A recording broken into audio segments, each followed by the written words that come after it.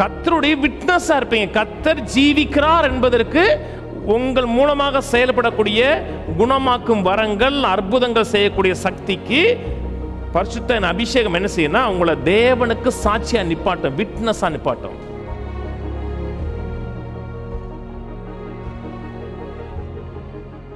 அப்போஸ்தலர் அப்படி வாங்க 1:8. பரிசுத்த ஆவி உங்களிடத்தில் வரும் பொழுது நீங்கள் பலனடைந்து எருசலேமிலும் யூதேயா முழுவதிலும் சமாரியாவிலும் பூமியின் கடைசி பரியந்தம் எனக்கு சாட்சிகளாயிருப்பீர்கள். எதுக்கு பரிசுத்த அபிஷேகம் என்றால், நீங்கள் கிறிஸ்தவர் என்று சொல்வதற்காக அல்ல, நீங்க சர்ச்சுக்கு போறவங்களுக்காக சொல்றதுக்காக அல்ல. ஆவியின் அபிஷேகம், அந்நிய பாஷையின் அபிஷேகம் வரும் பொழுது நீங்கள் தேவனுக்கு சொந்தமானவர்கள், தேவனுடையவர்கள் என்று உலகத்துக்கு சாட்சியா இருப்பீர்கள். விளக்க சொல்றேன். ஆண்டவர் நல்லவர், அற்புதம் செய்கிறவர், பாவத்தை மன்னிப்பார், வியாதியை நீக்குவார், தரித்திரத்தை போக்குவார், இல்லாமை போக்குவார், அவரால் கூடாத காரியம் ஒன்றும் இல்லை. நீங்க சொல்றீங்க, வாயை திறந்து சொல்றீங்க. நீங்க சொல்றது மட்டுமல்ல, எதை சொன்னீங்களோ ஆவியானுடைய அபிஷேகத்தின் மூலமாக அதை டெமான்ஸ்ட்ரேட் பண்றீங்க. டெமான்ஸ்ட்ரேட் பண்ணும் பொழுது ஆவியான் தேவன் ஜீவிக்கிறார் என்பதற்கு இந்த அபிஷேகம் எனக்கு சாட்சியா இருப்பீர்கள். நீங்க சாட்சியா இருப்பீங்கன்னு சொல்லல, கர்த்தருடைய விட்னஸா இருப்பீங்க. கர்த்தர் ஜீவிக்கிறார் என்பதற்கு உங்கள் மூலமாக செயல்படக்கூடிய குணமாக்கும் வரங்கள், அற்புதங்கள் செய்யக்கூடிய சக்திக்கு பரிசுத்த அபிஷேகம் என்ன செய்யணும்னா உங்களை தேவனுக்கு சாட்சியா நிப்பாட்டும், விட்னஸா நிப்பாட்டும்.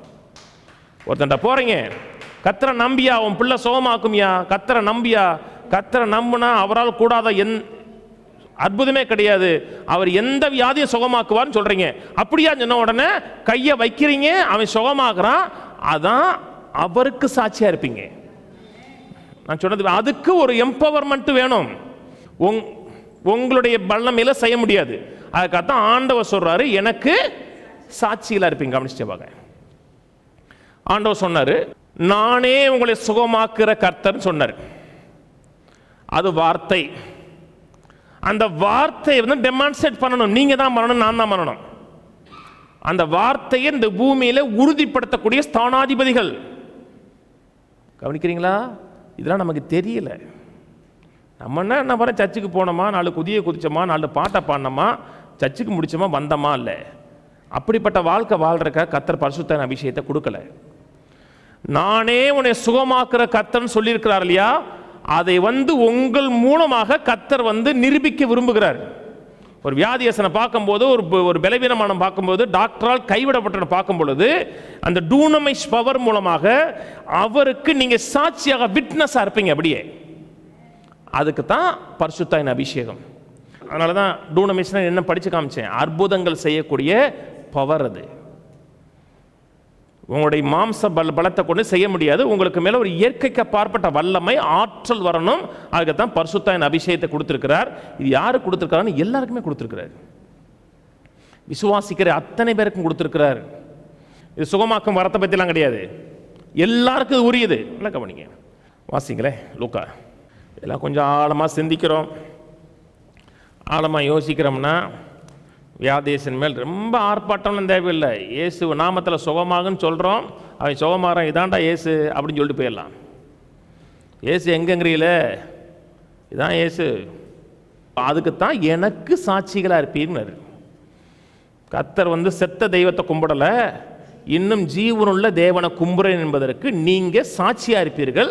அதற்கு உன்னதத்தின் பலன், டூனமைஸ் பவர் வேணும். அதுக்காக வெயிட் பண்ணுங்கன்னாரு. கவனிக்கிறீங்க? லுக் எடுங்க, 9 எடுங்க.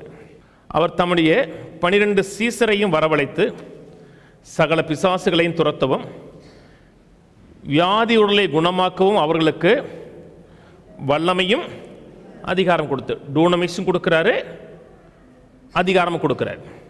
ரெண்டுமே கொடுக்கிறார். வல்லமையும் அதிகாரமும் கொடுத்து தேவனுடைய ராஜ்யத்தை குறித்து பிரசங்கிக்கவும் பிணியாரிலே சொஸ்தமாக்கவும் அவர்களை அனுப்பினார். 10ஆம் அதிகாரம் 19ஆம் வசனம். இதோ சர்ப்பங்களையும் தேள்களை மிதிக்கவும் சத்துருனுடைய சகல வல்லமையை மேற்கொள்ள உங்களுக்கு அதிகாரம் கொடுக்கிறேன், ஒன்று உங்களை சேதப்படுத்த. இங்கே தமிழில் தப்பாக மொழிபெயர்த்துட்டாங்க. உங்களுக்கு அதிகாரம் கொடுக்குறேன் இருக்கீங்க, அதிகாரம் இல்லை, இது டூனமிஸ், பவர் கொடுக்குறேன். காஸ்பல் அறிவிங்கிறார், சுவிசேஷத்தை அறிவிங்கிறாரு. நீங்கள் அறிவிக்கிற சுவிசேஷத்தை செயல் வடிவப்படுத்துங்க, டெமான்ஸ்ட்ரேட் பண்ணுங்கிறார். அதுக்கு அவர்கள் மேலே பவர் வைக்கிறார், அதிகாரத்தையும் வல்லமையும் கொடுக்கிறார்.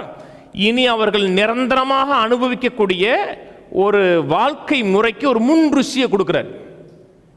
ஆவியான வரும் பொழுது, அவருக்குள் நிரந்தரமாக வாசம் பண்ணும் பொழுது அவர்கள் எப்படி இருப்பார் என்பதற்கு ஒரு முன் ருசியை கொடுக்கிறார். முன் ருசினா அதில் யூதாஸ் காரியத்தை இருக்கிறான், அதில் அந்த முன் டேஸ்ட் பண்ணவேன், அந்த பரம ஈவ ருசி பார்த்துன்னு இருக்காங்க, அவன் டேஸ்ட் பண்ணவேன். போகிறாங்க, பிரசங்கம் பண்ணுறாங்க, பேய்கள் ஓடுது, வியாதியஸ்தன் சுகமாகறான், அற்புதங்கள் நடக்குது, அதிசயங்கள் நடக்குது. வர்றான், அவனுக்கு பொறுக்க முடியல. ஐயா நான் சொன்னா நம்ப மாட்டேன் ஐயா, சுகமாக்க முடியாத வியாதி சுகமாயிருச்சியா, பெரிய பேய் ஓடிச்சியா, பிசாசு ஓடிச்சியா. அப்ப ஆண்டவர் அதை நினைச்சு ஒரு துளி கூட ஆச்சரியப்படலை. ஏன்னா இது நடக்கக்கூடிய சகஜமான நிகழ்வு. அது நடக்கலன்னா அப்படியா நீங்க போயிட்டு சும்மா வந்தீங்களா அப்படின்னா ஆச்சரியப்பட்டிருப்பாரு. அது குறித்து எந்த விதமான ஆச்சரியமும் கிடையாது. நீங்க பரிசுத்த அபிஷேகத்தை பெற்றிருக்கீங்க, வல்லமையை பெற்றிருக்கீங்கன்னா நீங்கள் காஸ்பல் அறிவிக்கும் பொழுது அங்கே பேய்கள் ஓடணும், வியாதியஸ்தன் சுகமாகணும், அங்கே அற்புதம் நடக்கணும். அது வழக்கமாக நிகழக்கூடிய ஒரு நிகழ்வு. அதனால தான் ஆண்டவருக்கு அதை குறித்த பரவசம் இல்லை, இவனுக்கு பரவசமா இருக்கு. ஆண்டவர் எதை குறித்து பரவசம் அடைனா, உன்னுடைய பேர் பரலோகத்தில் எழுதப்பட்டிருக்கிறத குறித்து பரவசம் அடையாங்கிறார். அதிகாரம் கொடுத்துருக்க பார்த்தீங்களா, தேவனுடைய பிள்ளைங்கிற உரிமை, அதை நினைச்சு சந்தோஷப்படு. அதை நினைச்சு அது அதில் இருக்கேன்னா இது வாழ்க்கையில் வரும்.